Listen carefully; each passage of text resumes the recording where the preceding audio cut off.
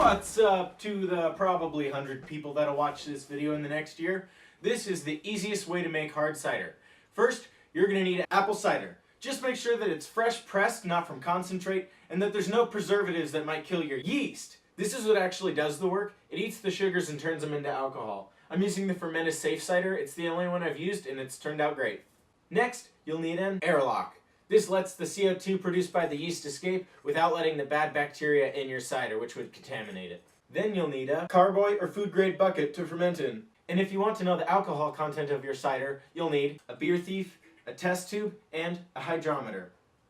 You can find any of this stuff at your local homebrew or fermentation supply store or on Amazon. We'll also need some bottling equipment, but we'll talk about that later.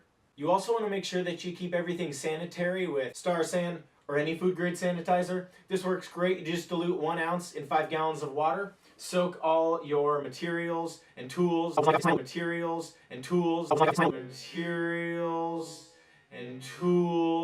there for 30 seconds and it's ready to go.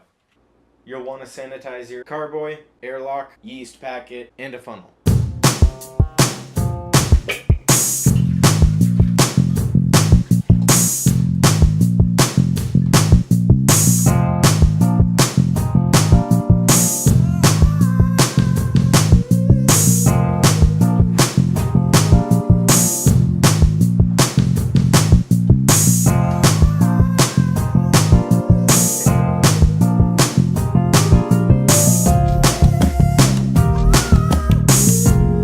If you want to know your ABV, make sure to remember to pour some cider out so you can take an original and final gravity reading.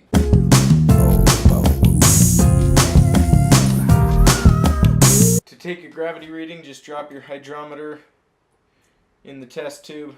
Right now it's at 1.060.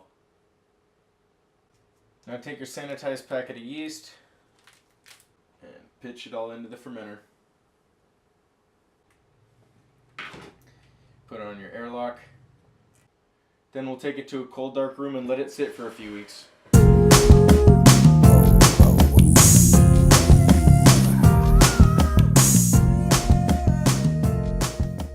And bam! 2 weeks later, no more bubbles, time to bottle it. People say you can't tell by the airlock whether it's done fermenting and that you should take 2 gravity readings 24 hours apart to see if it's stable or still dropping. But I say, just wait a week after it stops bubbling and you're good. I've never had an exploded bottle. But you still want to sanitize the thief so you can take a final gravity reading and calculate the ABV.